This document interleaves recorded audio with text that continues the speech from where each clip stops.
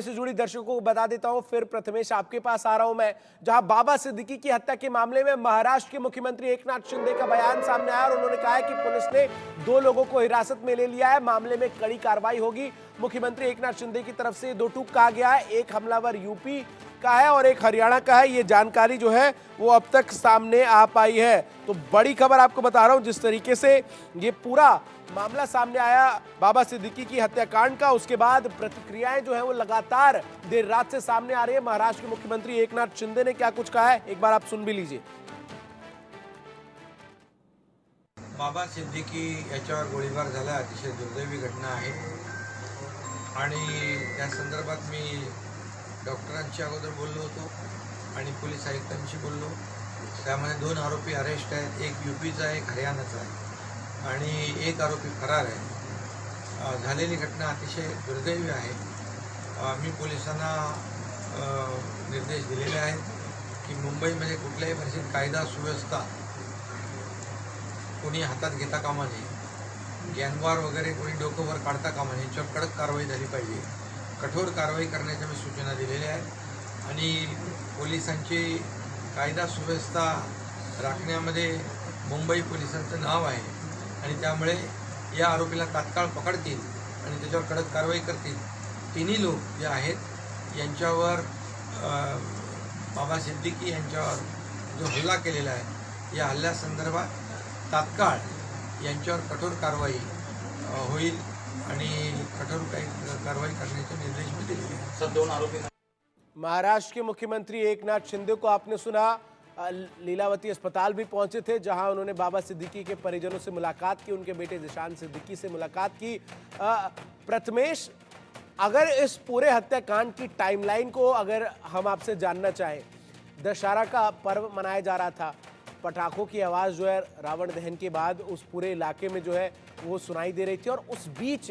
गोली जो है वो मारी जाती है और गोली इतने पास से मारी जाती है कि जब तक उन्हें अस्पताल ले जाया जाता है उनकी स्थिति जो है वो बेहद नाजुक हो जाती है और फिर डॉक्टर्स उन्हें मृत घोषित कर देते हैं। ज़रा दर्शकों को पूरी टाइमलाइन बताइए और ये भी बताइए कि आखिर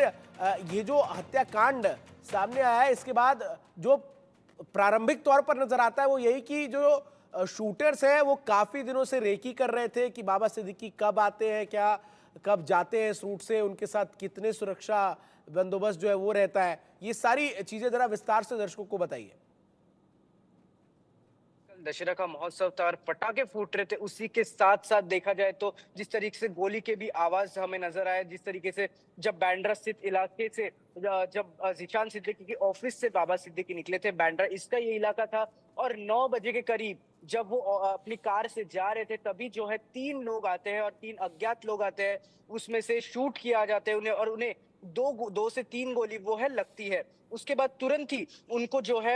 लीलावती हॉस्पिटल लेके जाया जाता है क्योंकि वो नजदीकी हॉस्पिटल है, तो नजदीकी हॉस्पिटल में उन्हें ले जाया जाता है और वहां पर जो है तुरंत उन पर उपचार शुरू किया जाता है। हालांकि उपचार के दौरान जो है डॉक्टर्स की तरफ से ऐसा दावा किया गया है कि जब हमने उनके पल्स रेट लेने की कोशिश की तो पल्स रेट नहीं थी, जब हमने ईसीजी लेने की कोशिश की तो ईसीजी फ्लैट लाइन थी, तो इसलिए हमने जो है तुरंत ही जो सामने की जो प्रोसीजर है वो किया, तुरंत ही जो दवाई है वो देने के लिए स्टार्ट किया। पीसी जिस तरीके से जो पूरी तरीके से जिस तरीके से जो हार्ट वापस से फंक्शन करने के लिए वापस से जो पल्स रेट शुरू करने की जो दवाई है वो देना शुरू किया, लेकिन वो कुछ असरदार नहीं हुआ और उन्हें जो है 11 साढ़े 11 के करीब जो है मृत घोषित कर दिया। हालांकि उसके बाद जो है हॉस्पिटल में संजय दत्त उनके बाद सलमान खान भी वहां पर पहुंचे, एकनाथ शिंदे मुख्यमंत्री, देवेंद्र फडणवीस उप मुख्यमंत्री, ये सब लोग जो है तुरंत ही हॉस्पिटल में पहुंचे और तुरंत ही जो पूरी तरह से जायजा लिया गया। हालांकि ये कौन थे शूटर अब और ये कहां से आए थे, ये एक सबसे बड़ा महत्वपूर्ण यहाँ पे सवाल खड़ा होता है, जो मुंबई पुलिस के एकनाथ शिंदे की तरफ से पूरी तरीके से निर्देश दिए गए हैं कि इसमें पूरी तरीके से जांच हो। हालांकि अभी आपने सुना भी किस तरीके से एकनाथ शिंदे ने कहा कि जो है मैंने हॉस्पिटल में जो डॉक्टर्स है उनसे भी एकनाथ शिंदे ने जाकर बात किया और उनके साथ बात करते वक्त ही जो है उन्होंने जो पुलिस के कमिश्नर्स है उनसे भी, एडिशनल कमिश्नर है उनसे भी वहां पर जाकर उन्होंने बातचीत किया और पूरी तरीके से साफ निर्देश दिए गए हैं कि जो भी इसमें गुनहगार है उन्हें पकड़ा जाए। फिलहाल एक आरोपी फरार है जिसके लिए मुंबई पुलिस ने 5 टीम भी बना दी है और तुरंत ही उसे जो है गिरफ्तार किया जाएगा। सीसीटीवी फुटेज जो है खंगाले जा रहे हैं और पूरी तरीके से जो है मुंबई पुलिस फिलहाल जो है जांच कर रही है। जी। जांच कर रही है। नीतीश मेरे साथ लगातार बने हुए। नीतीश, अब इस वक्त महाराष्ट्र में और खासतौर पर मुंबई में बांद्रा और आसपास के तमाम इलाकों में सुरक्षा व्यवस्था कैसी है? क्योंकि कई हाई प्रोफाइल सेलिब्रिटीज जो है वो बांद्रा के इस पूरे इलाके में रहते हैं, जिनके ऊपर हमेशा थ्रेट रहता है। ऐसे में सुरक्षा व्यवस्था के क्या इंतजाम है इस वक्त मुंबई में, ये जरा बताइए। चंदन, देखिए, कल रात को जिस तरह से वारदात हुई है उसके बाद अभी मुंबई पुलिस जो है वो अलर्ट पर है और मुंबई पुलिस की तरफ से जो है अब सुरक्षा व्यवस्था बहुत कड़ी कर दी गई है। आपको बता दें, कल रात जब सलमान खान भी बाबा सिद्दीकी से मिलने लीलावती अस्पताल जाने वाले थे, तब उन्हें सुरक्षा कानून की वजह से मना कर दिया गया। तो इस लेवल पर जो है मुंबई पुलिस इस वक्त अलर्ट है। सलमान खान ने जो बिग बॉस की शूटिंग छोड़कर बाबा सिद्दीकी के से मिलने के लीलावती अस्पताल का रुख किया था, जिस समय मुंबई पुलिस ने उन्हें सुरक्षा कारणों का सुरक्षा कारण के लिए अस्पताल जाने से रोक दिया और जिसके बाद अब मुंबई पुलिस जो है वो अलर्ट पर है और तीसरे आरोपी की जो है अभी इस वक्त सबसे प्रायोरिटी पे तीसरा आरोपी जो है उसे हिरासत में लेना है और उसी के साथ साथ क्राइम ब्रांच जो है इस पूरे मामले पर कार्रवाई जो है वो कर रही है। लेकिन जहां एक तरफ कहा जा रहा है कि फास्ट कोर्ट में जो है ये पूरा मामला चलेगा, वहीं दूसरी तरफ आपको बता दे चंदन, क्योंकि एकाएक इस तरह की घटना मुंबई में हो जाना, क्योंकि मुंबई पुलिस ने गैंगस्टर्स के अंदर अंडरवर्ल्ड के जो क्रिमिनल्स थे उनके अंदर जो है खौफ पैदा किया था, जिसके बाद मुंबई पुलिस ने मुंबईकरों के लिए जो है मुंबईकरों के मन में एक विश्वास की स्थापना की थी, क्योंकि 90s का एक दौर था जिस समय अंडरवर्ल्ड बहुत एक्टिव था, जिस समय गैंग वॉर्स होते थे। उस समय से मुंबई पुलिस ने कमर कसी और एकाएक जो है मुंबई से लेकिन जब नीतीश आप ये बात करते हैं तो मेरे पास जो कुछ हाल के आंकड़े हैं वो मैं बताता हूं। महाराष्ट्र में पहले बीजेपी और शिवसेना के नेता महेश गायकवाड़ और गणपत गायकवाड़ को पुलिस स्टेशन में गोली मार दी गई। उसके बाद फेसबुक लाइव के समय शिवसेना ठाकरे गुट के अभिषेक घोसलाकर को गोली मारी गई और अब बाबा सिद्दीकी पर 3 राउंड गोलियां चली हैं। क्या महाराष्ट्र में फिर से एक बार से वही दौर आता हुआ नजर आ रहा है जिसका जिक्र अभी आप कर रहे थे जवाब देते वक्त? जी बिल्कुल चंदन, मैं इसी बात पर जो है आ रहा था, क्योंकि जिस तरह से विश्वास मुंबई पुलिस ने कायम किया था लोगों के मन में और उसके बाद एकाएक एक ही साल में इतनी सारी घटना जब एकाएक हो रही है और जहां एक तरफ बाबा सिद्दीकी जो ऐसे शख्स थे जिनके बेटे खुद एमएलए है, वो खुद पूर्व मंत्री रह चुके, माडा के चेयरमैन रह चुके और ऐसी बड़ी बड़ी पदों पर वो रह चुके और ऐसे में और इस वक्त सरकार में भी शामिल थे, तो ऐसा व्यक्ति जो सरकार में शामिल है, जो पूर्व मंत्री रह चुका है, अगर वो सुरक्षित नहीं है तो क्या मुंबई की आम जनता सुरक्षित है? क्या मुंबई के आम लोग सुरक्षित है? ये काफी बड़ा सवाल और निशान जो है यहाँ पर मुंबई पुलिस के लिए खड़ा होता है, क्योंकि कहीं ना कहीं जो विश्वसनीयता है मुंबई पुलिस अब वो विश्वसनीयता खो रही है यहाँ पर अपनी।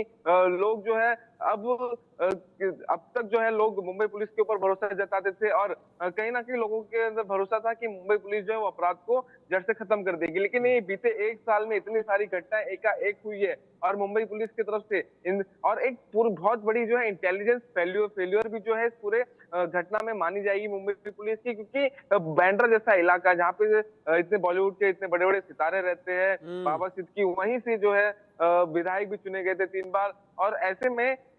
उस इलाके में इतनी बड़ी घटना हो जाना, दशहरा का पर्व जिस दिन 2 बड़ी बड़ी रैलियां भी थी, तो इन सब के बीच वाजिब सवाल है जो आप इस वक्त उठा रहे हैं नीतीश की, जो इंटेलिजेंस फेलियर है, क्योंकि प्रथमेश बाबा सिद्दीकी को लेकर अलर्ट जो है वो पहले भी जारी किया गया था, उनके ऊपर थ्रेट था, उसके बाद उनकी सिक्योरिटी को अपग्रेड भी किया गया। ऐसे में जो लोकल इंटेलिजेंस यूनिट है, क्या उसको इस बात की भनक नहीं थी कि कोई है जो बाबा सिद्दीकी की इस तरीके से रेकी कर रहा है? क्योंकि जो हत्याकांड है उसको प्रारंभिक रूप से देख के ये पता चल जाता है कि पूरी तरीके से वेल प्लान्ड ये मर्डर है। कई दिनों तक हमलावर रेकी कर रहे थे और फिर उन्होंने उस दिन को चुना जिस दिन वो उस इलाके में ऐसे समय पर हो कि जब गोली भी उनको मारी जाए तो उसकी आवाज जो है वो पटाखों की शोर में जो है वो दब जाए।